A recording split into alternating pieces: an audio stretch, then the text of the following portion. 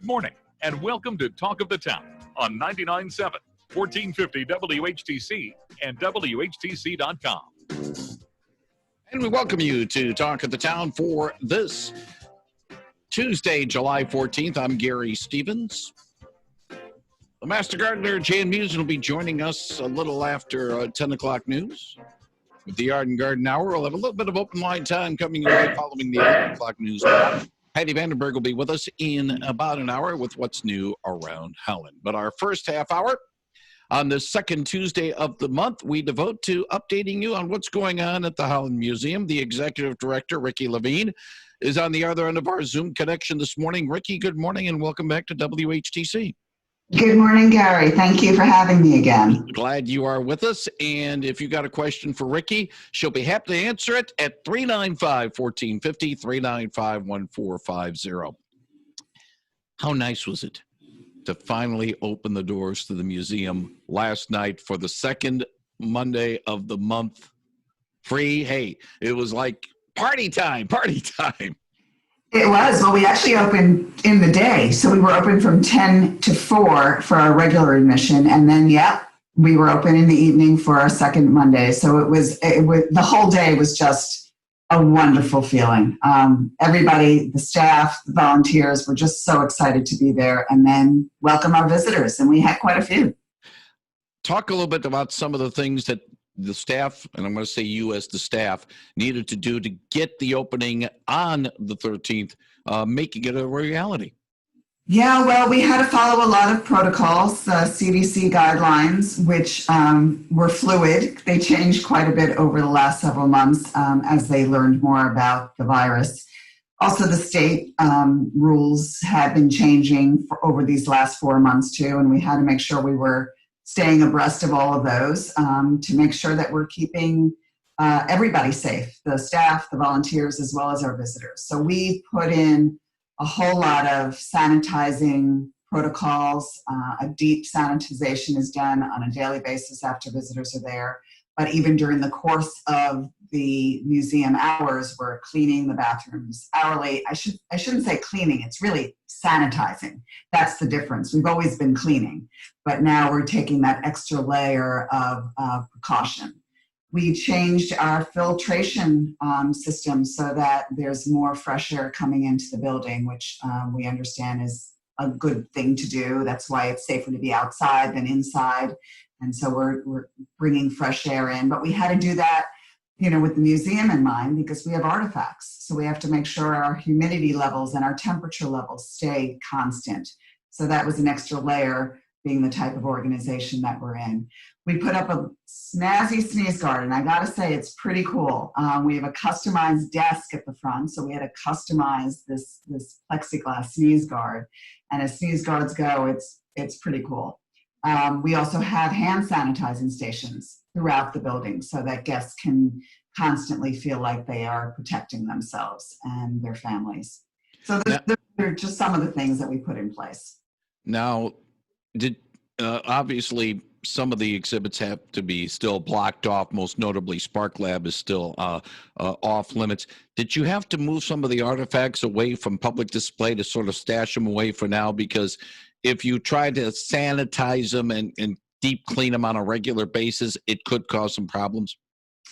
No, we really didn't have to do that with any of the other artifacts. The reason Spark Lab isn't open is the obvious fact that it's just so hands-on. Also, teaching kids social distancing, as all the schools are talking about now, is a challenge in and of itself. And we just don't have the staff base or volunteer base to constantly be cleaning after every touch point. But most of our exhibits are not touch points. There are a few things that you can touch, and we welcome people to touch those. So we're constantly cleaning those down, but they're not artifacts. But the sanitation that we do in the galleries is different than the sanitation we do in the lobby area or the bathrooms or the other public areas. Because we do need to protect a lot of the wood artifacts in particular cannot be treated the same way we can with, the marble floors in the lobby. If you got a question for Ricki Levine of the Holland Museum, she'll take it at 395-1450, 395-1450. Hours for the museum a little different now. Tell us a little bit about the hours and a special thing on Monday mornings, really, for those that might want to view the museum but don't want to compromise their health. Correct. So we have changed it. We're only open 3 days a week now. This time of year, we usually are open 4 days a week, but we've extended our hours. So we're open Mondays, Fridays, and Saturdays. Generally, we're open from 10 to 5. The second free Monday that we were just talking about is the second Monday of the month, and from 4 to 7, we are open with no admission cost in those evenings. The Monday mornings you're talking about, Gary, is something we put into place for people that feel that they cannot wear a mask for medical reasons, and we know there are people out there, legitimate reasons that mask compromises their health. And we wanted to make sure that they were as welcome as anybody else. So we have instituted Monday mornings from 10 to 11:30. This is every week. We will open the doors for people that cannot wear a mask for medical reasons, and they should feel comfortable coming into the space. We do ask if they come in with somebody else in their party and that does not have the same issues, is not medically compromised, that they do wear a mask. The staff will wear a mask, the volunteers will wear a mask, but we understand that some people can't, and we want them to feel as welcome as everybody else, but we just want to restrict that time period for them. So it is a little bit of a little extra work, but then again, part of the Holland Museum is to make sure that artifacts are available to public. But as you mentioned, when we chatted last month, the Holland Museum is open, but the Capon House is still closed, right? The Capon and the Settlers House both are closed right now. But we will entertain the idea of doing special programs. So for instance, we do have a program going on today where we have a family that's coming to town and they wanted to get a presentation. They wanted to learn a little bit about the Holland history. So we're doing a special presentation for them outside on the lawn, which on this beautiful morning is going to be delightful. And they made those arrangements ahead of time to do that. So we will entertain doing private small events, but not in the house. It's just you cannot socially distance yourself in the house, and we cannot sanitize with all the woodwork that's in both of those houses. However, the maintenance inside those houses are still going on, even though right now the outside, you just can't go in. That's right. Yeah. So we still have staff members go in there and make sure that our environmental situation is constant, the humidity, the temperature, as well as our security for items. So we have our alarms on, we have our fire deterrents on, and we are visiting the properties. And the grounds of the Capon House look beautiful. So if you're in the area and you want to just drive by or walk by, our garden club is doing a beautiful job again this summer. Again, if you have a question for Ricki Levine about the Holland Museum, she'll be happy to take it at 395-1450, 395-1450. Before we move on to some of the things that are going on at the museum, I do want to ask you, Ricki, about where the times we're in right now. We're in history right now to a certain extent. The social social distancing and other things as well. Has the museum started collecting artifacts, if you want to call it that, of these times so that you don't have to go, say, maybe in 2024 or 2025? Do you got anything from what happened in 2020 when we had the COVID-19 pandemic? We are. I have to check with the collections department to make sure that they are collecting things like masks, things that, there are so many homegrown in Holland kind of programs and procedures to get masks that are made by volunteers, which is something that I distributed to all our staff. So all of our staff have some of those Holland-made masks, but we are collecting stories. We have been actively asking for stories now for several months. And the stories, I think, are going to be vital for the future. And the future could be, a year or two down the road when we want to share them, or it could also be for future generations. But what are people experiencing? What is their personal experience during the time of COVID? So it could be a child who had to stop going to school and their perspective, or a whole family's perspective, somebody who's lost their job, or somebody who's working from home and also educating their children, a college student that had to come back early from their freshman year. Those stories are so important to capturing how people are dealing with this. And I think, as we go through this period of time. We're now over the 4-month mark. It changes. So you may have felt something in April that is totally different come mid-July. And so keeping diaries or journals, and we really are inviting the public to share those with us so that we can then keep them for future generations, as I said, because, you know, we're looking back at the Spanish flu that was 100 years ago. 100 years from now, people are going to want to know, how did the Holland residents deal with the pandemic of 2019, 2020? Now, how can people contribute there, or be a contributor in that regard? Well, we do have a form online that you can just go to our website, hollandmuseum.org, and have access to it there. But if you are not somebody that uses technology in that way, feel free to just write us your story. Keep one for yourself or your family as well, and just give us a copy if you'd like. But we're going to be keeping those, and hopefully we'll be sharing them at some time in the not too distant future. I think we have to get past this a little bit and be able to look back at some point. So maybe that's a couple of years down the road, but wouldn't it be fascinating to look at that and see what our neighbors were going through that we might not have even been aware of? Artifacts is one thing, you know, collecting masks and that type. Written accounts is another thing, but in this day and age when people can perhaps do a memo in their phone or capture a video in that regard, can they also send that to the museum as well? Absolutely. And that would be a treasure to have, you know, to have somebody's audio or video. Absolutely. Yes, please do that. Even though, let's say in 2120, how can people access audio and video? It's going to be far different than, I'm afraid, or hopeful, Ricki, than you know, how we're saying, you know, those old 45s and 78s, you know, with those, you know, the vinyl now, it's so out of date. And then can they going to say MP3? Boy, was that.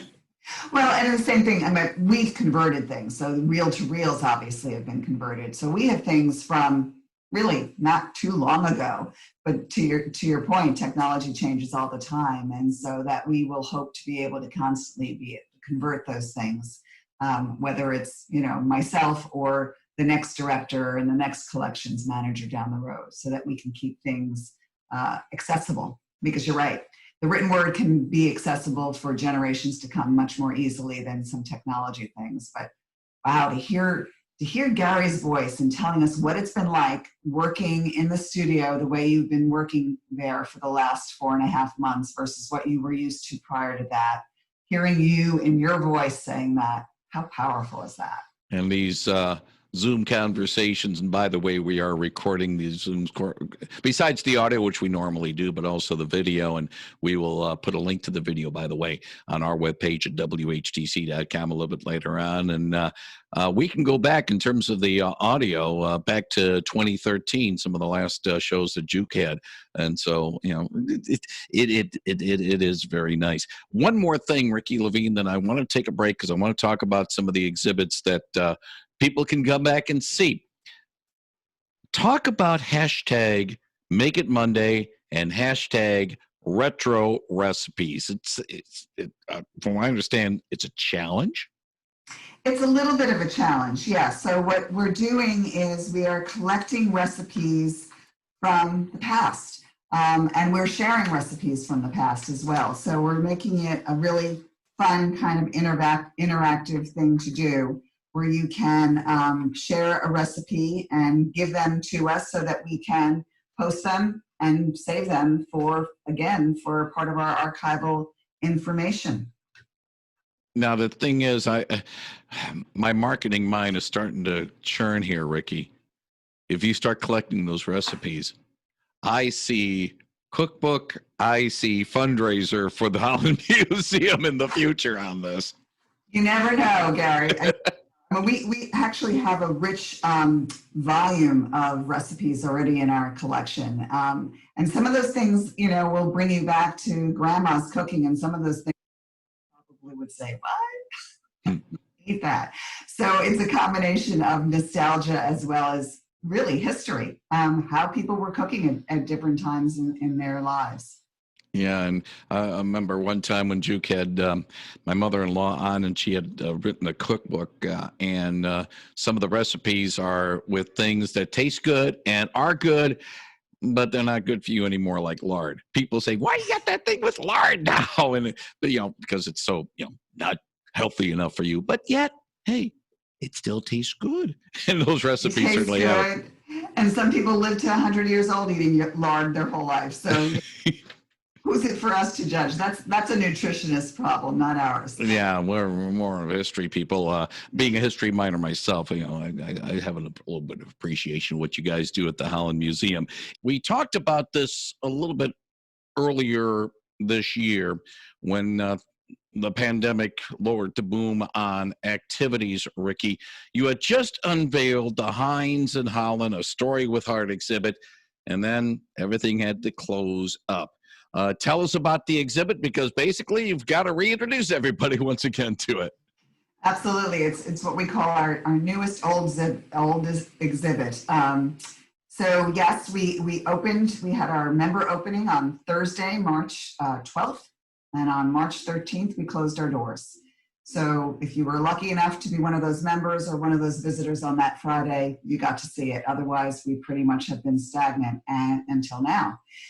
This is a fabulous exhibit. It talks about Heinz and Holland, so it's a very personal exhibit to our community, and so many people can relate to Heinz, whether it's somebody that they know who worked there or works there because it's still operating, or it's just the smell of the pickles walking by or biking by at the plant, or not even being by the plant. Sometimes if you're downwind enough, you can smell it from quite a distance. But Heinz and Holland, A Story with Heart, is really a story about H.J. Heinz and how he managed his operations. And his motto was, "Heart power is stronger than horsepower." He really believed in his workforce. And he did things that really were unheard of for most companies, if not all companies, and some of the things that he offered his employees, like, for instance, life insurance. And he did that at a time when some of his employees were going off to World War I, and he knew that some of them would not be returning. So he wanted to make sure he took care of their families, which was, as I said, unheard of at the time, and really showed who he was as a human being and his empathy towards other people. He hired people that a lot of other companies were not hiring at the time, including women, way before it was necessary to hire women because of the workforce going to war. He also hired immigrants or migrant workers, and a lot of the field work was being done by people that were born in Mexico. Some of them had immigrated into Texas and came from Texas to Michigan. But many of them stayed, and got opportunities to work inside in the factory itself.